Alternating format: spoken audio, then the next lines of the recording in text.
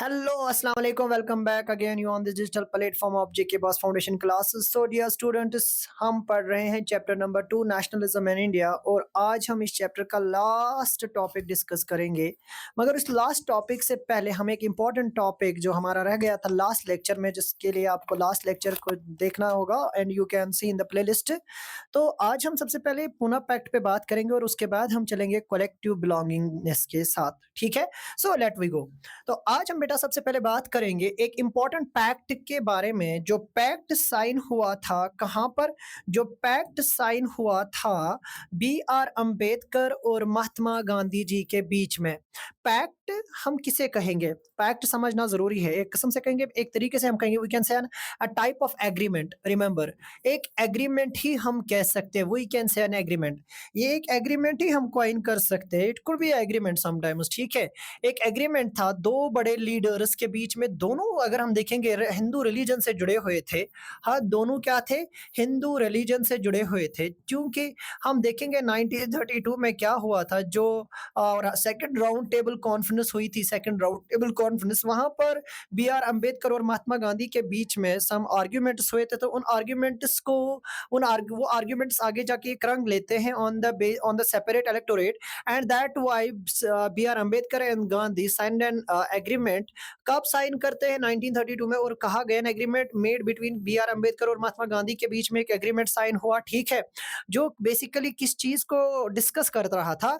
एक political representation. किनको? दलित को, डिप्रेस्ड क्लास को। डिप्रेस्ड क्लास एसोसिएशन जो किसने बनाई थी? बी आर अम्बेडकर ने। इंडिया में स्पेशली दलित को एक, जिसे कहते हैं ना कि एक डर था, एक फियर था कि उनको डिवाइड किया जा रहा है।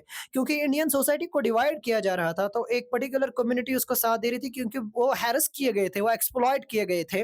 तो उस एक्सप्लॉइटिव नेचर को खत्म करने के लिए गांधी ने एक कदम बढ़ाया और इन्हें पूरा वादा दिया। गांधी जी अपोजिट, क्योंकि वो नहीं चाहते थे विद इन द हिंदुइज्म कोई भी सेपरेशन हो। ठीक है, उस चीज को टैकल करते हुए गांधी जी अपोज किया और दलित को बाकायदा तौर पर आज कहेंगे एक रिजर्वेशन का पूरा वादा दिया। ठीक है, और ये एग्रीमेंट क्या था? रिजर्व्ड सीट, जो मैंने पहले कहा रिजर्वेशन का एक कॉन्सेप्ट था फॉर दलित, कि उनको प्रोविजनल लेजिस्लेचर में सीट्स दी जाएंगी, उनको पूरा साथ दिया जाएगा, उन्हें इलेक्टोरेट किया जाएगा। ठीक है, और इस पैक्ट ने क्या किया? इस एग्रीमेंट ने क्या किया? इस एग्रीमेंट ने स्ट्रॉन्ग किया बॉन्ड। किस बॉन्ड को स्ट्रॉन्ग किया? इसने बेसिकली जो विद इन द हिंदुइज्म, जो सेक्टेरियनिज्म, जो casteism with in the Hinduism, जो कास्टिज्म ने तबाही मचाई थी, उस चीज को कुछ हद तक कम किया। And the pact was known as the Poona pact. चलिए, क्योंकि ये पूना में साइन हुआ। चलिए अब बात करते हैं। ठीक है, अब जरा हम आते हैं किसकी तरफ? एक इंपॉर्टेंट चीज की तरफ, that is sense of collective belongingness. What does mean by sense? हाँ, सेंस मीन्स एक परसेप्शन। सेंस का मतलब क्या होता है? एक परसेप्शन होता है, एक थॉट होता है। याद रखिएगा, एक थॉट, एक ख्याल। हाँ, याद रखिएगा, इस थॉट को बनाने में समाज, इस थॉट को बनाने में, इस परसेप्शन को बनाने में समाज यानी सोसाइटी का इंपॉर्टेंट रोल है। सोशल ग्रुप्स का यानी ग्रुप्स का एक इंपॉर्टेंट रोल है। ग्रुप्स के बाद अगर हम देखेंगे, ग्रुप्स के बाद एक और चीज होती है, वो होती है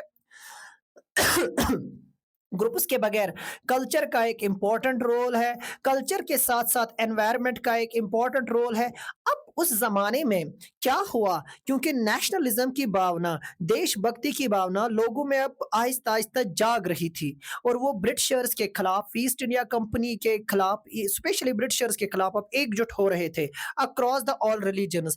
अब यहाँ पर हमने देखा, हमें क्या देखने को मिला कि लोग एक हो रहे थे। कलेक्टिव यानी कलेक्टिव क्या कहेंगे हम? एक साथ बाजमात एक दूसरे से जुड़ रहे थे, उनके अंदर ये थॉट्स पैदा हो रहे थे। तो नेशनलिज्म के लिए कलेक्टिव बिलोंगिंगनेस होना बहुत जरूरी है, यानी हम एक हैं, हम एक जमीन, एक धरती से जुड़े हुए हैं। इसके लिए आपको अलग अलग कदम उठाने पड़ेंगे, क्योंकि जब आप नेशनलिज्म की बात करोगे, हाँ, नेशनलिज्म लोगों के बीच में एक बिलीव पैदा करेगा कि आप एक धरती से जुड़े हुए हो, आप एक कौम से जुड़े हुए हो। और ये कौम कैसे? ये कौम बिला मजहब और लिहाज बनेगा। ठीक है, बिना किसी रेस के बनेगा। इसमें इसका उदाहरण, इसकी बेस कोई रेस नहीं होगी, कोई एक सिस्टम नहीं होगा, ठीक है?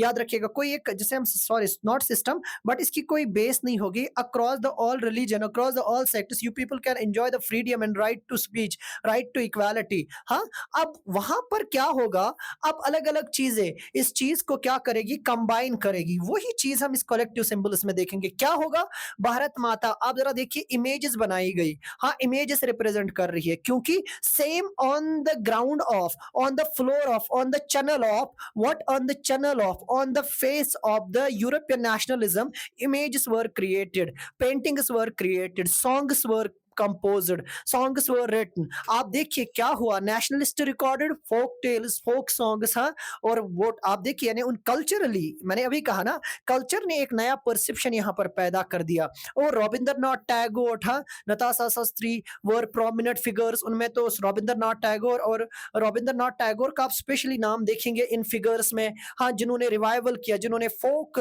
को रिवाइव किया, जो एक ट्रेडिशनल कल्चरल रीजनल फोक था, उसे उसे एक नई रूह दे दी, ठीक है?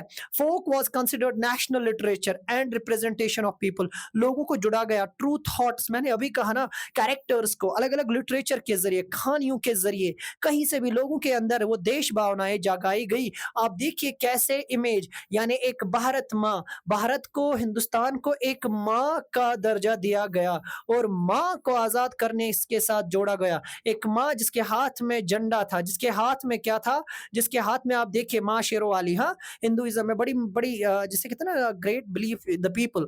अब ऐसे इमेजेस सामने आए, ऐसे ऐसी चीजें सामने आई। हाँ, visual symbols, you can see the visual symbols of national identity. Nation के साथ इसको जोड़ा गया, अलग अलग सिंबल्स को, आइकन्स को, लोगों को एक करने के लिए क्या किया गया। 20th century India's identity was associated with the image of Bharat Mata. Bharat माता के साथ अभी आप देखिए, लापात्रे फ्रांस में, ठीक है, जर्मेनिया, मैरिनिया, वो आप देखोगे वैसे ही रंग रूप यहाँ पर दिखने लगे, क्योंकि वो एक, जिसे कहते हैं ना, ट्रांसफॉर्मेशन ऑफ कल्चर, ग्लोबलाइजेशन का असर इंडिया पे सीधे सीधे था। Created by Bankim Chandra Chattopadhyay in 1873 through the him. उसने क्या किया, वंदे मातरम लिखा। याद रखिएगा, एक सॉन्ग लिखा, वंदे मातरम। हाँ, एक सना लिखी, एक तारीफ लिखी। हाँ, the image evolved over time and devotion of it signified. और नेशनलिज्म की भावना भी फिर इमेजेस के जरिए, सॉन्ग्स के जरिए। आप देखिए, सबसे पहले बंकिम चंद्रा चट्टोपाध्याय, इसने क्या किया, 1870 में एक हिम लिखी, उसको क्या नाम दिया गया, वंदे मातरम। बड़ा मशहूर है वंदे मातरम। हाँ, वंदे मातरम सॉन्ग। और आप फिर देखिए इसके बाद इमेजेस, हाँ, सिग्निफाई करते हैं डिवोशन, कद्र कीमत। हाँ, all these things were evaluated. ये जो कलेक्टिव जो कहते हैं ना, कलेक्टिव बिलोंगिंगनेस को। अब जरा देखिए, आइकन और सिंबल्स यूनिफाई पीपल। अब ये आइकन्स और सिंबल्स लोगों को एक करेंगे, यूनिफाई करेंगे। जरा हम देखेंगे, सबसे पहले ट्राई फ्लैग की बात आएगी। ट्राई फ्लैग, हाँ, एक स्वदेशी मूवमेंट में गांधी जी ने जो 1921 में जो एक क्या किया था, उन्होंने सबसे पहले, जिसे हम कहेंगे, उन्होंने सामने रखा था। हाँ, उसके बाद आप देखिए, स्वराज यानी पूर्ण आजादी, स्वदेशी मूवमेंट में आजादी के लिए उन्होंने क्या किया था, 1921 में गांधी जी ने एक फ्लैग जिसमें अलग अलग कलर्स यूज किए गए थे। हाँ, रेड, येलो, ग्रीन। उसके बाद आप देखिए, Vande Mataram song is the best example, जो पेट्रोटिज्म को इन्वोक करता था, डिवोशन ऑफ मदरलैंड को, ठीक है, फ्रीडम, आजादी की स्ट्रगल्स को दिखाता था। गांधी जी का चरखा, दैट रिप्रेजेंट्स कि हमें सेल्फ रिलायंस होना है, हमें आत्मनिर्भर होना है। स्वदेशी मूवमेंट को एनकरेज करता था। लोकल गुड्स को बढ़ाने के लिए लोगों को क्या कर रहा था, प्रीच कर रहा था। फिर देखिए, भारत माता की image, these all things are the icons and symbols that unify the people, जो लोगों को जोड़ रही थी across the all religions, across the all sectors. हाँ, we have already, you people can see देखिए, इस फ्लैग ने भी कितने रंग लिए अगर हम देखेंगे। हमने कहा ना, यूनाइटेड स्ट्रगल्स, आप देख सकते हो, इंडियन यूनिफाइड, इंडिया ब्रिटिशर्स के खिलाफ अक्रॉस द ऑल रिलीजन्स एक हो गए। कल्चरल प्रोसेस कैसे क्या काम करता है, हिस्ट्री को रिवाइव किया गया, रीइंटरप्रिटेशन ऑफ हिस्ट्री लिखी गई, फोकलोर और सॉन्ग सिंबल्स को आगे बढ़ाया गया। मैंने भी कहा, फिगर्स और इमेजेस को 20th सेंचुरी में भारत माता की एलिग्री बनाई गई। ट्राई कलर फ्लैग, अब आप देखिए ट्राई कलर फ्लैग कहां से जन्मा और कहां तक पहुंचा। बंगाल 1906, 1907, फिर 1907 1917, फिर बेटा 1921, ये वाला चरखा आप जरूर देखिएगा, ठीक है, ये बहुत इंपॉर्टेंट था। फिर उसके बाद 1931, हाँ, फिर लास्ट पर 1947। मगर इंपॉर्टेंट क्या था इसमें? गांधी जी का चरखा, ठीक है। ये चरखा सेल्फ रिलायंस को दिखाता है, आत्मनिर्भरता को दिखाता है, हाँ, अमन का, जलाल का और पीस का पैगाम, ठीक है, खुशहाली। हाँ, रेड मीन्स जलाल, यानी आप दिखा रहे हो पावर। हाँ, ग्रीन का मतलब यू आर शादमानी को दिखाता है, प्रॉस्पेरिटी को दिखाता है। एंड व्हाइट मीन्स पीस, क्योंकि इसका मतलब है व्हाइट क्या दिखाएगा? शाबाश, व्हाइट दिखाएगा पीस एंड हार्मनी को। हाँ, फिर बेटा ग्रीन क्या दिखाएगा? प्रॉस्पेरिटी को दिखाएगा, रिमेंबर, क्योंकि फ्लैग का एक अपना मतलब होता है। एंड लास्ट पर रेड क्या दिखाएगा? करेज दिखाएगा। मेरा बच्चा याद रखना, क्या किस कलर का, यहाँ पर हर एक कलर का अपना अपना मतलब होता है, ठीक है।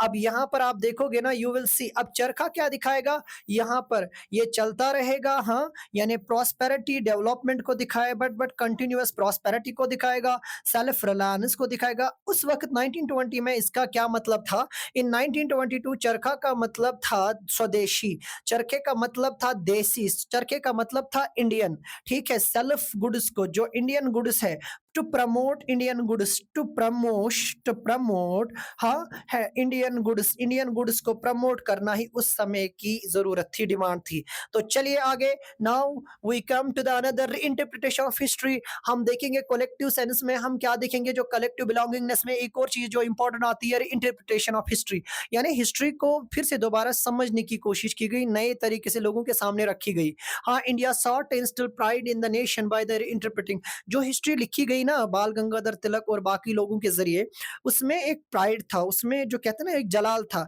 क्योंकि ऑलरेडी जो ब्रिटिशर्स ने हिस्ट्री इंडिया की लिखी थी उसमें जस्टिफाई किया गया था ब्रिटिश रूल को, जैसे जेएस मिल वगैरह, जितने भी ब्रिटिश राइटर्स थे, I could not take the name all of them presently, ठीक है। They focused on glorious India में, इंडिया का जो पास्ट था, specially from the Mauryan empire to Gupta, ठीक है, मौर्यन, गुप्ता या जितने भी थे आगे, फिर मुगल एम्पायर, जितने भी बड़े बड़े एम्पायर्स थे, चाहे वो इन्विजन सीरीज से आप चलोगे, फ्रॉम द इन्विजन, जहां से भी इन्विजन, मुस्लिम इन्विजन हुआ, ठीक है, उस सारे पीरियड को, और फिर कॉलोनियलाइजेशन ने कैसे वो ग्लोरी डिक्लाइन की, उस सब को दिखाने की कोशिश की। उसने मजबूर किया लोगों को समझने के लिए how India was strong. Nationalist histories aim to inspire, क्योंकि नेशनलिस्ट हिस्ट्रीज लिखी गई। नेशनलिस्ट हिस्ट्रीज का मकसद क्या था? लोगों को जगाना, उन्हें दिखाना कि हम किस देश के वासी है और हम कहां से बिलोंग करते हैं।